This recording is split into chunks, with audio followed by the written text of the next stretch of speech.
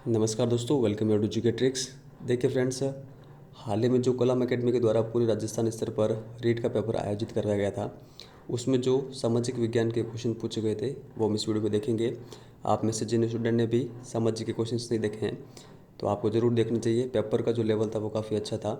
अगर आप 60 में से 45 के आसपास भी अपना स्कोर कर पाते हैं तो आपकी तैयारी निश्चित ही काफ़ी अच्छी है।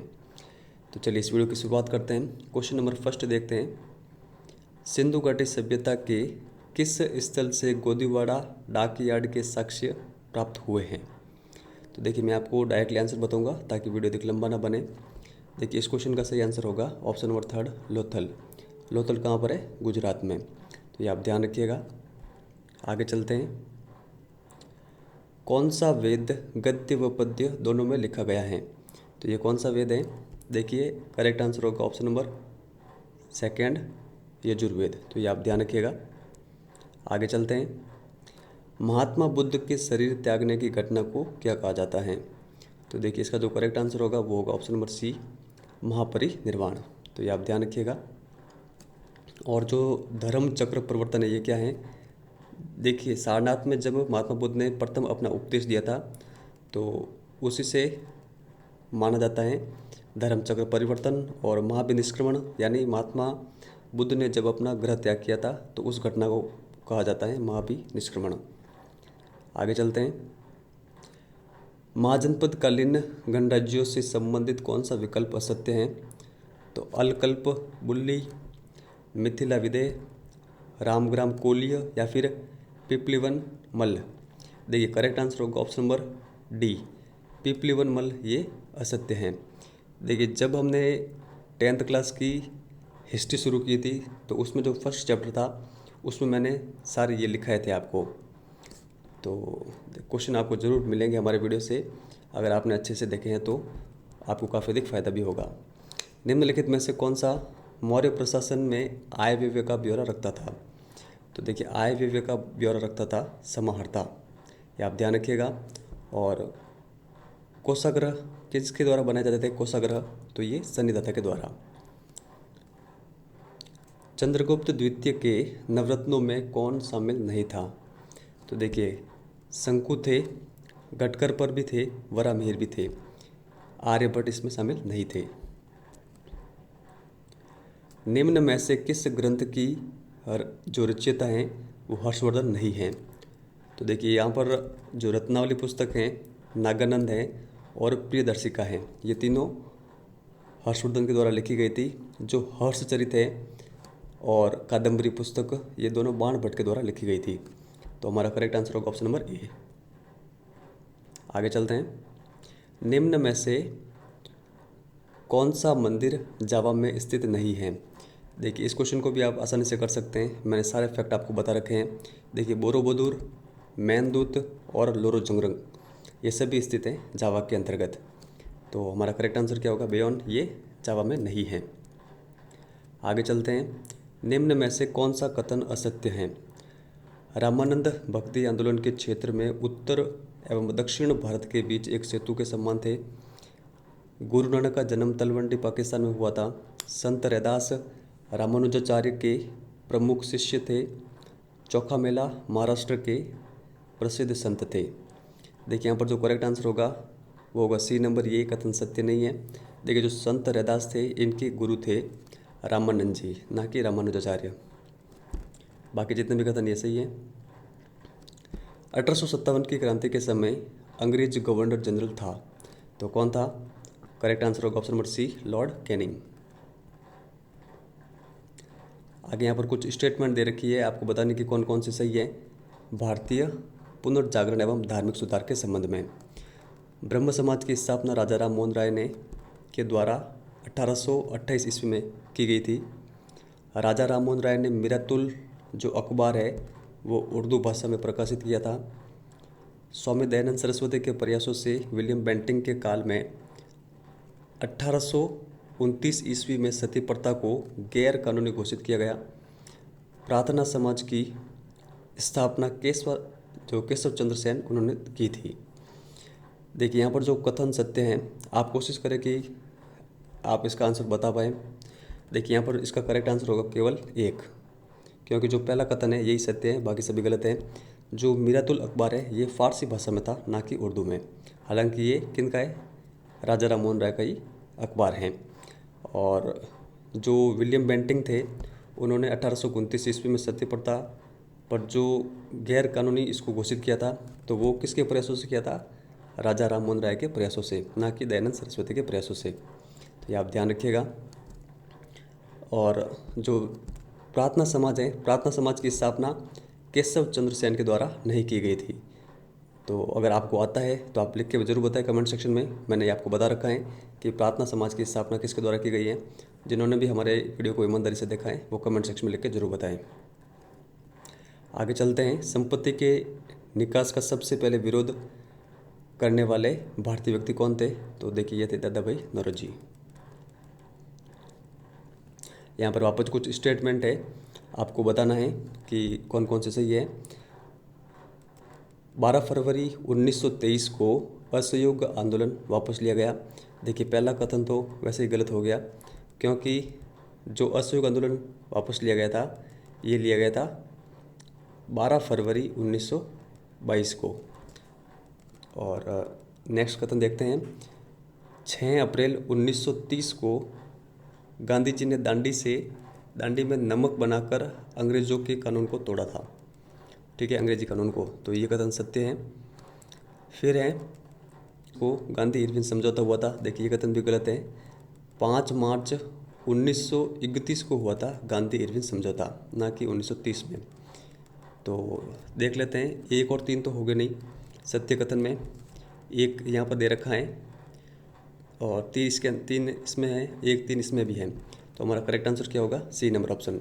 तो चौथा ऑप्शन भी देख लेते हैं। 8 अगस्त 1942 ईस्वी को मुंबई में अखिल भारतीय कांग्रेस समिति द्वारा गांधी जी के भारत छोड़ो आंदोलन प्रस्ताव को स्वीकार कर लिया गया था।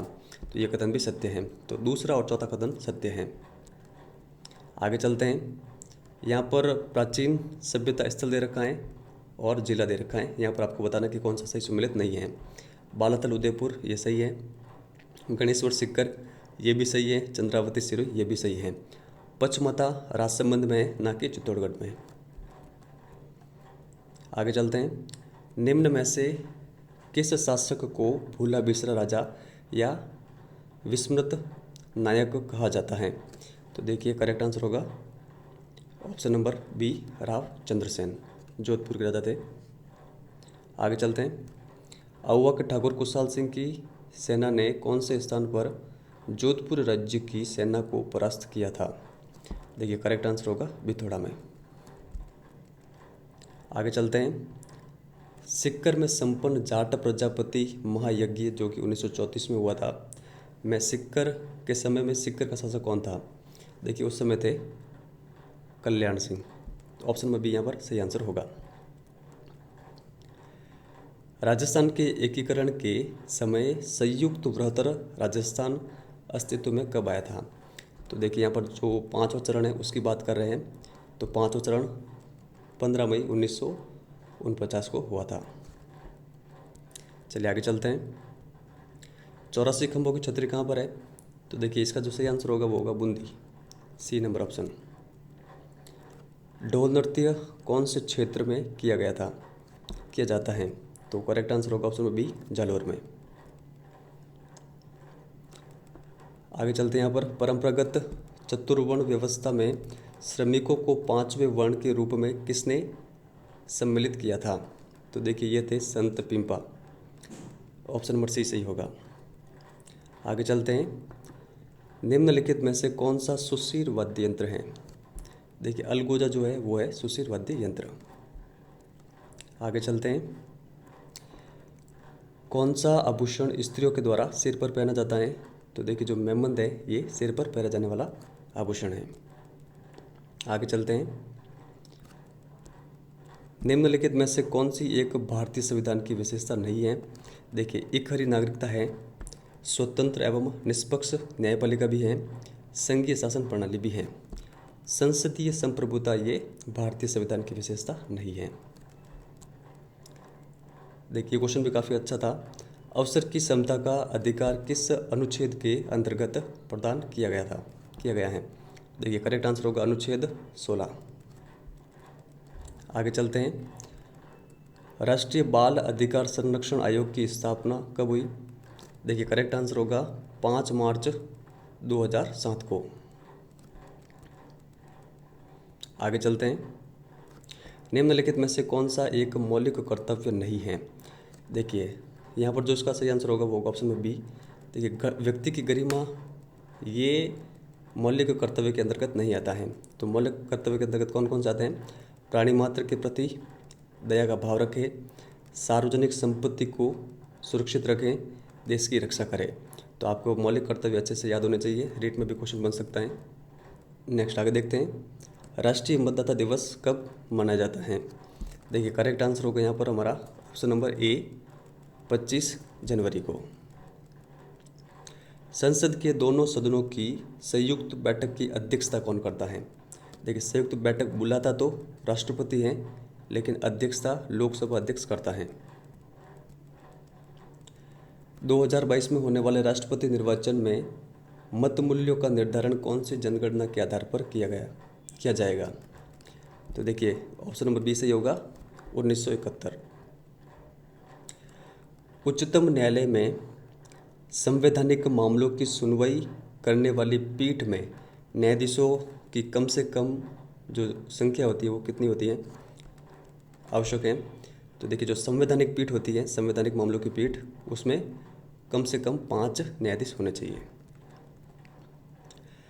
राजस्थान की कौन सी विधानसभा की सदस्य संख्या सर्वप्रथम 200 निर्धारित की गई थी? तो देखिए ये थी विधानसभा छठी। 73वें संविधान संशोधन के द्वारा किए गए प्रस्तावों के अनुरूप राजस्थान सरकार ने अधिनियम पारित कर इसे राज्य में कब लागू किया? तो देखिए इसका जो करेक्ट आंसर होगा 23 अप्रैल 1994 को। तो ये आप ध्यान रखिएगा। आगे देखते हैं यहाँ पर, निम्नलिखित कथनों में से कौन सा असत्य है? पृथ्वी का अक्ष पृथ्वी के कक्ष पथ पर समकोण न बनाकर 23.5 डिग्री झुकाव लिए हुए हैं। पृथ्वी का अक्ष अपने परिक्रमण तल से 66.5 डिग्री का कोण बनाता है। पृथ्वी की परिक्रमण जो गति है, परिभ्रमण गति ध्रुवों पर अधिकतम होती है। पृथ्वी अपने अक्ष पर पश्चिम से पूर्व दिशा में घूमती है। देखिए कथन ए, बी और डी ये सही है। देखिए यहाँ पर समझिए कि ये पृथ्वी है, पृथ्वी अपने खुद की चारों ओर ऐसे घूम रही है, तो इसकी जो अधिकतम गति होगी वो होगी भूमध्य रेखा पर, ना कि ध्रुव पर। चिनूक हवा कौन से पर्वत के सहारे चलती है? देखिए करेक्ट आंसर होगा ऑप्शन नंबर ए रॉकी पर्वत। निम्नलिखित में से चक्रवातों की विशेषता कौन सी नहीं है? चक्रवात निम्न दाब के केंद्र होते हैं, ये कथन सत्य है। केंद्र से परिधि की ओर वायुदाब घटता जाता है, देखिए ये कथन गलत है। चक्रवात में हवाएं परिधि से केंद्र की ओर चलती हैं, तो सही है। और चक्रवातों में हवाएं दक्षिणी गोलार्ध में घड़ी की सुई के अनुकूल होती हैं, तो ये कथन भी सत्य है। आगे चलते हैं यहाँ पर, कोपेन के द्वारा जो उष्ण शीतोष्ण आर्द्र जलवायु है, इसके लिए कौन सा संकेत प्रयुक्त किया गया है? तो देखिए आर्द्र जलवायु के लिए कोपेन ने बताई थी CWG। ये आप थोड़ा सा ध्यान रखिएगा, CWG। तो करेक्ट इसका आंसर ये होगा सी। अगर अति आर्द्र कहते तो अति आर्द्र के अंतर्गत ये आता, जो कि ऑप्शन के अंतर्गत ही नहीं दे रखा है, तो आपको चिंता करने की आवश्यकता ही नहीं है। कौन सा असत्य कथन है? प्रथम पृथ्वी शिखर सम्मेलन 1992 ईस्वी में ब्राज़ील के रियो डी जनेरियो में हुआ था। अम्ल वर्षा का जो pH मान है वो 5 से 7.5 तक होता है। संयुक्त राष्ट्र हरित जलवायु कोष की स्थापना नवंबर 2012 में दोहा सम्मेलन में हुई थी। मॉन्ट्रियल प्रोटोकॉल ओजोन संरक्षण से संबंधित हैं। देखिए pH मान यहाँ पर ये गलत दे रखा है, बाकी सारे कथन सही है, तो ये आप ध्यान रखिएगा। मीरी, मिसमी, अबोर और डाफला हिल्स किसके भाग हैं? तो देखिए जितनी भी पहाड़ियाँ दे रखी हैं ये सभी भाग हैं उप हिमालय के। ऑप्शन नंबर सी यहाँ पर करेक्ट होगा। पश्चिमी बंगाल में काल वैसाखी तूफानों से वर्षा कौन से ऋतु में प्राप्त होती है? तो देखिए जो काल वैसाखी है ये ग्रीष्म ऋतु में होने वाली वर्षा है, तो ये आप ध्यान रखिएगा। कौन सा वृक्ष जवार्य वनों का उदाहरण है? देखिए करेक्ट आंसर होगा जो राइजोफोरा हैं, ये जवार्य वनों का के उदाहरण हैं। देखिए जो जवार्य वन है और जो पर्वतीय वन हैं उनके जितने भी उदाहरण हैं वो मैंने अपने वीडियो के अंदर बता रखे हैं, ये भी बता रखा था, तो इनका आप ध्यान रखिएगा। कौन सा यहाँ पर कथन सही सम्मिलित नहीं है? इंटीग्रल कांच factory Perambur, Hindustan shipyard limited Visakhapatnam, Hindustan aeronautics limited Bengaluru, भारतीय इलेक्ट्रॉनिक्स लिमिटेड भोपाल। देखिए यहाँ पर जो करेक्ट आंसर होगा वो होगा ऑप्शन नंबर डी। कुल जनसंख्या में नगरीय जनसंख्या के न्यूनतम प्रतिशत वाला राज्य कौन सा है? देखिए करेक्ट आंसर होगा option number B, Himachal Pradesh. Bijolia से भैंसरोडगढ़ के बीच का पठारी जो भाग है ये क्या कहलाता है? तो देखिए ये कहलाता है ऊपरमाल। यहाँ पर कौन सा एक सम्मिलित नहीं है वो बताना है। मुख्य नदी दे रखी है यहाँ पर और उनकी सहायक नदी। देखिए बनास की सहायक नदी कोठारी है, लूणी की गुहिया है और मही की सोम है। पार्वती और जो काली सिंध नदी हैं ये अलग अलग हैं, तो correct answer B number option होगा। महाराणा फतेह सिंह द्वारा आहड़ नदी के अतिरिक्त जल को फतेह सागर तक पहुंचाने हेतु निर्मित नहर कौन सी है? देखिए ये नहर है चिकलवास। राजस्थान में पहली शक्कर मिल कहाँ पर स्थापित की गई थी? तो देखिए ये स्थापित की गई थी भोपाल सागर में, तो ये आप ध्यान रखिएगा। भोपाल सागर कहाँ पर है ये आपको कमेंट सेक्शन में लिख के बताना है, और इस मिल की स्थापना कब की गई थी ये भी आपको कमेंट सेक्शन में लिख के बताना है। आगे चलते हैं। सर्वाधिक व न्यूनतम महिला साक्षरता वाले जिले क्रमशः हैं, तो कौन से हैं? देखिए सर्वाधिक महिला साक्षरता है कोटा में, न्यूनतम है जालोर में। भारत में राष्ट्रीय उपभोक्ता दिवस कब मनाया जाता है? तो देखिए करेक्ट आंसर होगा 24 दिसंबर को। आगे चलते हैं। यहाँ पर आप इसकी इंग्लिश दे सकते हैं इस क्वेश्चन की। निम्न में से यहाँ पर आपको सभी सम्मिलित करने हैं। यहाँ पर भारत के बैंक दे रखे हैं और उनकी स्थापना वर्ष। देखिए यहाँ पर जो सी नंबर ऑप्शन है ये आपको जरूर ध्यान रखना है कि जो भारतीय औद्योगिक वित्त निगम है इसकी स्थापना कब हुई थी? इसकी स्थापना हुई थी 1948 में। तो तीसरे नंबर ऑप्शन का एफ सही होगा। तो तीसरा नंबर यहाँ पर दे रखा है, इसका एक केवल इसके अंदर का दे रखा है, तो सी नंबर ऑप्शन हमारा सही होगा। तो पहले का क्या है? पहले का तीसरा भारतीय औद्योगिक जो पुनर्निर्माण बैंक है इसकी स्थापना 1985 के अंतर्गत हुई थी। जो आयात निर्यात बैंक है इसकी स्थापना 1982 में, और जो भारतीय औद्योगिक विकास बैंक है इसकी स्थापना 1964 में। आगे चलते हैं। यहाँ पर आप इसकी इंग्लिश देख सकते हैं इसकी, और यहाँ पर हम हिंदी देख लेते हैं। निम्नलिखित कथनों पर विचार करना है। देखिए ये क्वेश्चन भी काफ़ी अच्छा है। भारतीय स्टेट बैंक ऑफ जो इंडिया है ये भारत का केंद्रीय बैंक है। देखिए पहले कथन गलत है, क्योंकि जो भारतीय रिजर्व बैंक है वो भारत का केंद्रीय बैंक है, ना कि स्टेट बैंक ऑफ इंडिया।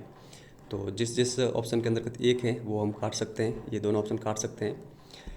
जो 1 रुपये का नोट है, 1 रुपये के नोट पर वित्त सचिव भारत सरकार के हस्ताक्षर होते हैं, तो ये कथन सत्य है। भारतीय रिजर्व बैंक की स्थापना 1935 में हुई थी, ये कथन भी सत्य है।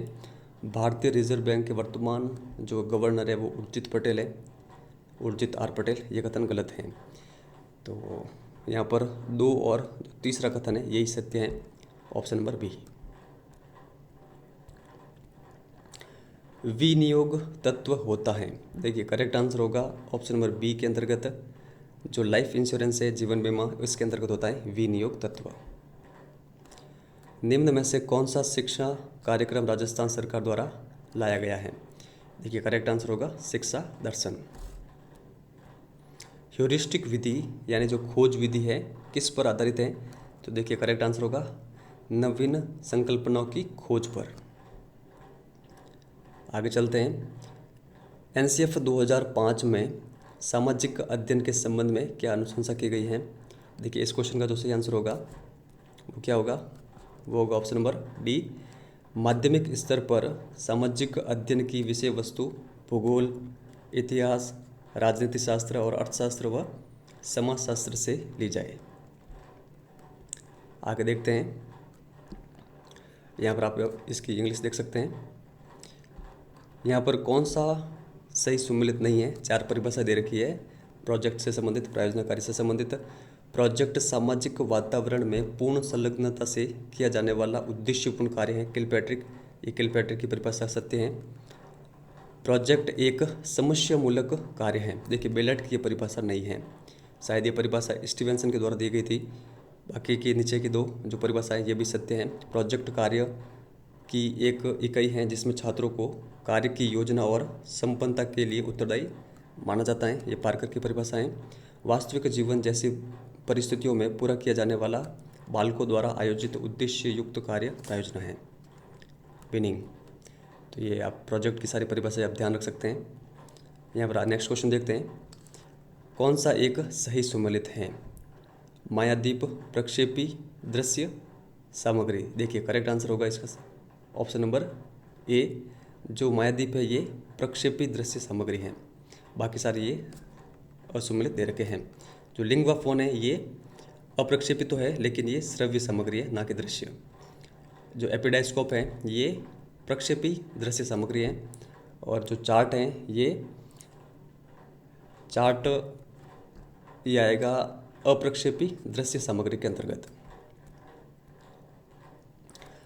पाठ्यचर्या निर्माण का सिद्धांत है लचीलेपन का सिद्धांत, क्रिया केंद्रित सिद्धांत, या फिर मनोवैज्ञानिकता का सिद्धांत, या फिर उपरोक्त सभी। देखिए सही आंसर होगा उपरोक्त सभी। यहाँ पर आप इसकी इंग्लिश देख सकते हैं। यहाँ पर आपको सम्मिलित करना है। देखिए अगर आपको केवल ये पता है कि जो परीक्षा प्रशिक्षण प्रतिमान है वो किसके द्वारा दिया गया है तो आप इसका सही आंसर बता सकते हैं। तो परीक्षा यानी पूछताछ करना, तो परीक्षा जो प्रशिक्षण प्रतिमान है वो रिचर्ड सकमैन के द्वारा दिया गया था। तो दूसरे नंबर ऑप्शन का नंबर फर्स्ट केवल एक ऑप्शन में दे रखा है, तो बी नंबर ऑप्शन हमारा सही होगा। तो सामाजिक परीक्षा प्रतिमान किसके द्वारा दिया गया, option number B Benjamin Cox. जो थर्ड नंबर ऑप्शन है शिक्षण का चिंतन स्तर, ये किसके द्वारा दिया गया था, हंट के द्वारा। और जो प्रयोजनवाद है ये है चार्ल्स पियर्स। तो ये सारा आप ध्यान रखिएगा। अंतिम प्रश्न है हमारा, जो उपचारात्मक शिक्षण है को अन्य किस नाम से जाना जाता है। कक्ष शिक्षण, देखिए ये तो होगा नहीं। निदानात्मक शिक्षण, ये भी होगा नहीं। चिकित्सात्मक शिक्षण या फिर उपलब्धि सुधार शिक्षण, उपलब्धि शिक्षण भी ये होगा नहीं। जो उपचारात्मक शिक्षण है इसको चिकित्सात्मक शिक्षण के नाम से भी जाना जाता है, क्योंकि जो चिकित्सात्मक जो शिक्षण होता है उसमें पहले निदान किया जाता है, उसके बाद में उपचार किया जाता है। तो सी नंबर ऑप्शन हमारा सही होगा। आपका जितना भी स्कोर बने कमेंट सेक्शन में लिख के बताएं। और अगर आपका 45 के आसपास भी स्कोर बन रहा है तो आपकी तैयारी काफ़ी अच्छी है। तो इस वीडियो में इतना ही है, धन्यवाद।